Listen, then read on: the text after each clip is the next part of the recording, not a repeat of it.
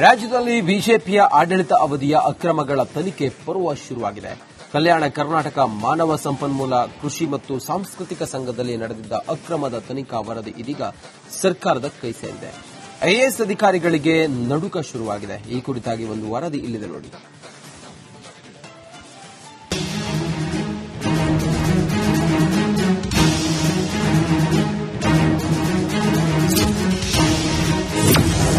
ಕೆಕೆಎಚ್ಆರ್ಎಸಿ ಸಂಘದ ಅಕ್ರಮದ ತನಿಖೆ ಪೂರ್ಣ. ಸರ್ಕಾರದ ಕೈನಲ್ಲಿ ವರದಿ, ಅಧಿಕಾರಿಗಳಿಗೆ ಡವಡವ. ರಾಜ್ಯದಲ್ಲಿ ಕಾಂಗ್ರೆಸ್ ಸರ್ಕಾರ ಅಧಿಕಾರಕ್ಕೆ ಬಂದ ಬಳಿಕ ಬಿಜೆಪಿ ಆಡಳಿತಾವಧಿಯ ಅಕ್ರಮಗಳ ತನಿಖೆಗೆ ಮುಂದಾಗಿತ್ತು. ಸಚಿವ ಪ್ರಿಯಾಂಕ್ ಖರ್ಗೆ ಮನವಿ ಮೇರೆಗೆ ಕಲ್ಯಾಣ ಕರ್ನಾಟಕ ಮಾನವ ಸಂಪನ್ಮೂಲ ಕೃಷಿ ಹಾಗೂ ಸಾಂಸ್ಕೃತಿಕ ಸಂಘದ ಅವ್ಯವಹಾರದ ಬಗ್ಗೆಯೂ ಕೂಡ ತನಿಖೆ ನಡೆದಿತ್ತು. ಇದೀಗ 2 ವರ್ಷಗಳ ಸುದೀರ್ಘ ತನಿಖೆ ಬಳಿಕ 180ಕ್ಕೂ ಅಧಿಕ ಪುಟಗಳ ತನಿಖಾ ವರದಿ ಸರ್ಕಾರಕ್ಕೆ ಸಲ್ಲಿಕೆಯಾಗಿದೆ.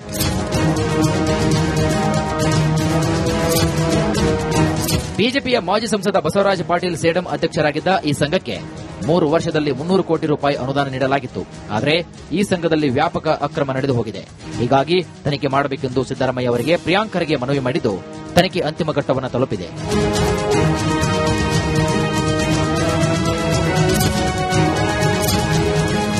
ತನಿಖಾ ತಂಡ ಸರ್ಕಾರಕ್ಕೆ ಸಲ್ಲಿಕೆ ಮಾಡಿರುವಂತಹ ವರದಿಯ ಪ್ರತಿ ರಿಪಬ್ಲಿಕ್ ಕನ್ನಡಕ್ಕೆ ಎಕ್ಸ್ಕ್ಲೂಸಿವ್ ಆಗಿ ಲಭ್ಯವಾಗಿದೆ.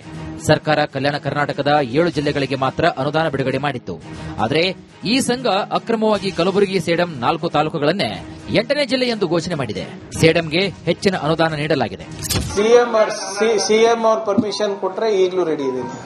ಸಿಎಂ ಅವ್ರು ನೋಡಿ ವರದಿ ಸಲ್ಲಿಸಿದ್ದು ಮಾನ್ಯ ಮುಖ್ಯಮಂತ್ರಿಗಳು ಅದ ವರದಿಯನ್ನ ಪರಿಶೀಲನೆ ಮಾಡಿದ್ಮೇಲೆ ಈಗ ನನಗೆ ಒಂದು ಬ್ರೀಫಿಂಗ್ ಕೇಳಿದ್ದಾರೆ. ನನಗೆ ಮತ್ತೆ ಏನು ಅಡಿಷನಲ್ ಚೀಫ್ ಸೆಕ್ರೆಟರಿ ಅವರಿಗೆ ಅದು ಯಾವಾಗ ಕರೀತಾರೆ ಹೋಗಿ ಸಾಹೇಬ್ರಿಗೆ ಬ್ರೀಫ್ ಮಾಡಿಬಿಟ್ಟು ನಾವು ಹೇಳ್ತೀವಿ. ಈ ಅಕ್ರಮದಲ್ಲಿ ಹಿರಿಯ ಐಎಎಸ್ ಅಧಿಕಾರಿ ಹೆಸರು ಕೇಳಿ ಬಂದಿದೆ.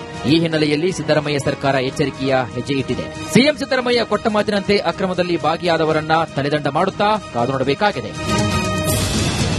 ಓಂ ಪ್ರಕಾಶ್ ಎಚ್ ಮುನ್ನೂರ್, ರಿಪಬ್ಲಿಕ್ ಕನ್ನಡ, ಕಲಬುರಗಿ. ರಾಜ್ಯದಲ್ಲಿ ಬಿಜೆಪಿಯ ಆಡಳಿತ ಅವಧಿಯ ಅಕ್ರಮಗಳ ತನಿಖೆ ಪರ್ವ ಶುರುವಾಗಿದೆ.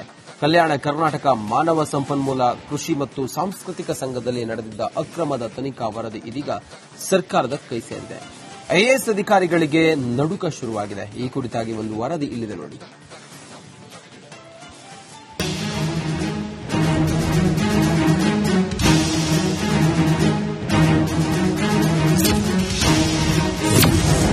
ಕೆಕೆಎಚ್ಆರ್ಎಸಿ ಸಂಘದ ಅಕ್ರಮದ ತನಿಖೆ ಪೂರ್ಣ. ಸರ್ಕಾರದ ಕೈನಲ್ಲಿ ವರದಿ, ಅಧಿಕಾರಿಗಳಿಗೆ ಡವಡವ. ರಾಜ್ಯದಲ್ಲಿ ಕಾಂಗ್ರೆಸ್ ಸರ್ಕಾರ ಅಧಿಕಾರಕ್ಕೆ ಬಂದ ಬಳಿಕ ಬಿಜೆಪಿ ಆಡಳಿತಾವಧಿಯ ಅಕ್ರಮಗಳ ತನಿಖೆಗೆ ಮುಂದಾಗಿತ್ತು. ಸಚಿವ ಪ್ರಿಯಾಂಕ್ ಖರ್ಗೆ ಮನವಿ ಮೇರೆಗೆ ಕಲ್ಯಾಣ ಕರ್ನಾಟಕ ಮಾನವ ಸಂಪನ್ಮೂಲ ಕೃಷಿ ಹಾಗೂ ಸಾಂಸ್ಕೃತಿಕ ಸಂಘದ ಅವ್ಯವಹಾರದ ಬಗ್ಗೆಯೂ ಕೂಡ ತನಿಖೆ ನಡೆದಿತ್ತು. ಇದೀಗ 2 ವರ್ಷಗಳ ಸುದೀರ್ಘ ತನಿಖೆ ಬಳಿಕ 180ಕ್ಕೂ ಅಧಿಕ ಪುಟಗಳ ತನಿಖಾ ವರದಿ ಸರ್ಕಾರಕ್ಕೆ ಸಲ್ಲಿಕೆಯಾಗಿದೆ.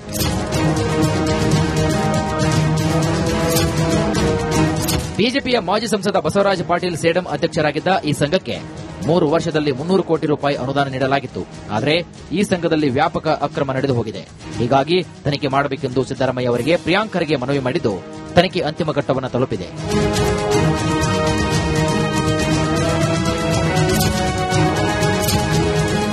ತನಿಖಾ ತಂಡ ಸರ್ಕಾರಕ್ಕೆ ಸಲ್ಲಿಕೆ ಮಾಡಿರುವಂತಹ ವರದಿಯ ಪ್ರತಿ ರಿಪಬ್ಲಿಕ್ ಕನ್ನಡಕ್ಕೆ ಎಕ್ಸ್ಕ್ಲೂಸಿವ್ ಆಗಿ ಲಭ್ಯವಾಗಿದೆ. ಸರ್ಕಾರ ಕಲ್ಯಾಣ ಕರ್ನಾಟಕದ 7 ಜಿಲ್ಲೆಗಳಿಗೆ ಮಾತ್ರ ಅನುದಾನ ಬಿಡುಗಡೆ ಮಾಡಿತ್ತು. ಆದರೆ ಈ ಸಂಘ ಅಕ್ರಮವಾಗಿ ಕಲಬುರಗಿ, ಸೇಡಂ 4 ತಾಲೂಕುಗಳನ್ನೇ 8ನೇ ಜಿಲ್ಲೆ ಎಂದು ಘೋಷಣೆ ಮಾಡಿದೆ. ಸೇಡಂಗೆ ಹೆಚ್ಚಿನ ಅನುದಾನ ನೀಡಲಾಗಿದೆ. ಸಿಎಂ ಅವ್ರ ಪರ್ಮಿಷನ್ ಕೊಟ್ರೆ ಈಗಲೂ ರೆಡಿ ಇದೆ. ಸಿಎಂ ಅವ್ರು ನೋಡಿ ವರದಿ ಸಲ್ಲಿಸಿದ್ದು ಮಾನ್ಯ ಮುಖ್ಯಮಂತ್ರಿಗಳು ಅದ ವರದಿಯನ್ನ ಪರಿಶೀಲನೆ ಮಾಡಿದ್ಮೇಲೆ ಈಗ ನನಗೆ ಒಂದು ಬ್ರೀಫಿಂಗ್ ಕೇಳಿದ್ದಾರೆ. ನನಗೆ ಮತ್ತೆ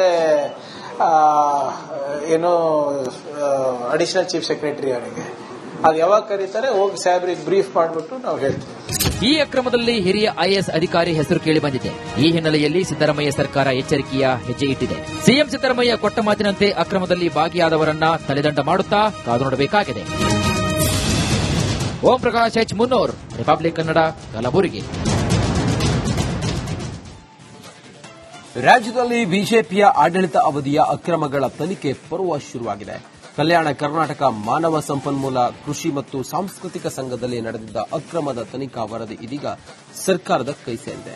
ಐಎಎಸ್ ಅಧಿಕಾರಿಗಳಿಗೆ ನಡುಕ ಶುರುವಾಗಿದೆ. ಈ ಕುರಿತಾಗಿ ಒಂದು ವರದಿ ಇಲ್ಲಿದೆ ನೋಡಿ.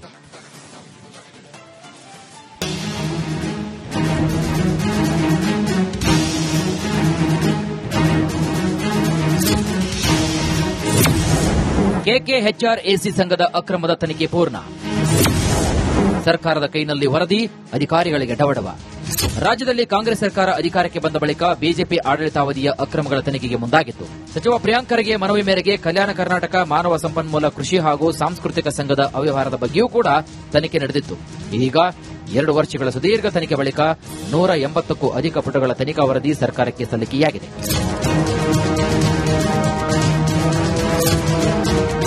ಬಿಜೆಪಿಯ ಮಾಜಿ ಸಂಸದ ಬಸವರಾಜ ಪಾಟೀಲ್ ಸೇಡಂ ಅಧ್ಯಕ್ಷರಾಗಿದ್ದ ಈ ಸಂಘಕ್ಕೆ 3 ವರ್ಷದಲ್ಲಿ 300 ಕೋಟಿ ರೂಪಾಯಿ ಅನುದಾನ ನೀಡಲಾಗಿತ್ತು. ಆದರೆ ಈ ಸಂಘದಲ್ಲಿ ವ್ಯಾಪಕ ಅಕ್ರಮ ನಡೆದು ಹೋಗಿದೆ. ಹೀಗಾಗಿ ತನಿಖೆ ಮಾಡಬೇಕೆಂದು ಸಿದ್ದರಾಮಯ್ಯ ಅವರಿಗೆ ಪ್ರಿಯಾಂಕ್ ಖರ್ಗೆ ಮನವಿ ಮಾಡಿದ್ದು ತನಿಖೆ ಅಂತಿಮ ಘಟ್ಟವನ್ನು ತಲುಪಿದೆ.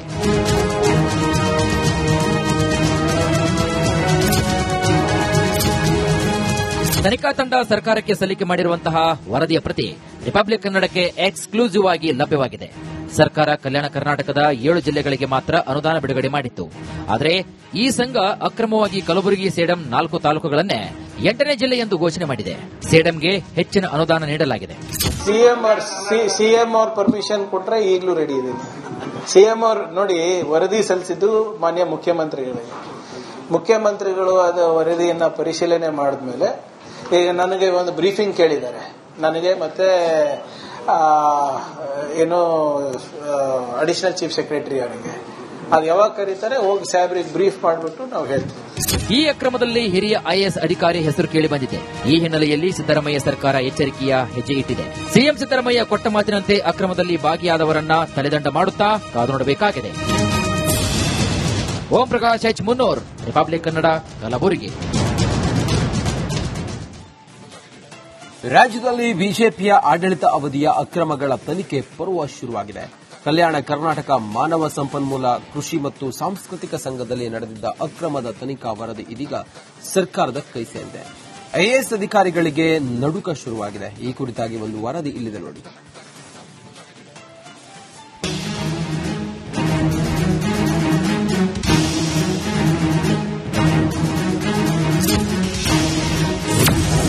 ಕೆಕೆಎಚ್ಆರ್ಎಸಿ ಸಂಘದ ಅಕ್ರಮದ ತನಿಖೆ ಪೂರ್ಣ.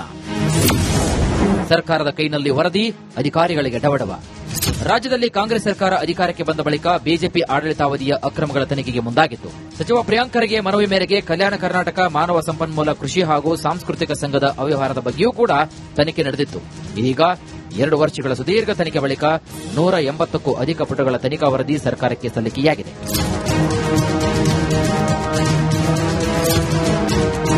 ಬಿಜೆಪಿಯ ಮಾಜಿ ಸಂಸದ ಬಸವರಾಜ ಪಾಟೀಲ್ ಸೇಡಂ ಅಧ್ಯಕ್ಷರಾಗಿದ್ದ ಈ ಸಂಘಕ್ಕೆ 3 ವರ್ಷದಲ್ಲಿ 300 ಕೋಟಿ ರೂಪಾಯಿ ಅನುದಾನ ನೀಡಲಾಗಿತ್ತು.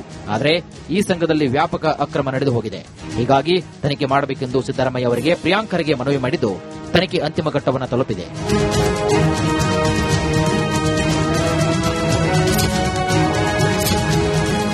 ತನಿಖಾ ತಂಡ ಸರ್ಕಾರಕ್ಕೆ ಸಲ್ಲಿಕೆ ಮಾಡಿರುವಂತಹ ವರದಿಯ ಪ್ರತಿ ರಿಪಬ್ಲಿಕ್ ಕನ್ನಡಕ್ಕೆ ಎಕ್ಸ್ಕ್ಲೂಸಿವ್ ಆಗಿ ಲಭ್ಯವಾಗಿದೆ.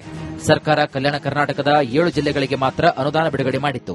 ಆದರೆ ಈ ಸಂಘ ಅಕ್ರಮವಾಗಿ ಕಲಬುರಗಿ, ಸೇಡಂ 4 ತಾಲೂಕುಗಳನ್ನೇ 8ನೇ ಜಿಲ್ಲೆ ಎಂದು ಘೋಷಣೆ ಮಾಡಿದೆ. ಸೇಡಂಗೆ ಹೆಚ್ಚಿನ ಅನುದಾನ ನೀಡಲಾಗಿದೆ. ಸಿಎಂ ಅವ್ರ ಪರ್ಮಿಷನ್ ಕೊಟ್ರೆ ಈಗಲೂ ರೆಡಿ ಇದೆ. ಸಿಎಂ ಅವ್ರು ನೋಡಿ ವರದಿ ಸಲ್ಲಿಸಿದ್ದು ಮಾನ್ಯ ಮುಖ್ಯಮಂತ್ರಿಗಳು ಅದು ವರದಿಯನ್ನ ಪರಿಶೀಲನೆ ಮಾಡಿದ್ಮೇಲೆ ಈಗ ನನಗೆ ಒಂದು ಬ್ರೀಫಿಂಗ್ ಕೇಳಿದ್ದಾರೆ. ನನಗೆ ಮತ್ತೆ ಏನು ಅಡಿಷನಲ್ ಚೀಫ್ ಸೆಕ್ರೆಟರಿ ಅವರಿಗೆ ಅದು ಯಾವಾಗ ಕರೀತಾರೆ ಹೋಗಿ ಸಾಹೇಬ್ರಿಗೆ ಬ್ರೀಫ್ ಮಾಡಿಬಿಟ್ಟು ನಾವು ಹೇಳ್ತೀವಿ. ಈ ಅಕ್ರಮದಲ್ಲಿ ಹಿರಿಯ ಐಎಎಸ್ ಅಧಿಕಾರಿ ಹೆಸರು ಕೇಳಿಬಂದಿದೆ. ಈ ಹಿನ್ನೆಲೆಯಲ್ಲಿ ಸಿದ್ದರಾಮಯ್ಯ ಸರ್ಕಾರ ಎಚ್ಚರಿಕೆಯ ಹೆಜ್ಜೆ ಇಟ್ಟಿದೆ. ಸಿಎಂ ಸಿದ್ದರಾಮಯ್ಯ ಕೊಟ್ಟ ಮಾತಿನಂತೆ ಅಕ್ರಮದಲ್ಲಿ ಭಾಗಿಯಾದವರನ್ನ ತಲೆದಂಡ ಮಾಡುತ್ತಾ ಕಾದು ನೋಡಬೇಕಾಗಿದೆ. ಓಂ ಪ್ರಕಾಶ್ ಎಚ್ ಮುನ್ನೂರ್, ರಿಪಬ್ಲಿಕ್ ಕನ್ನಡ, ಕಲಬುರಗಿ.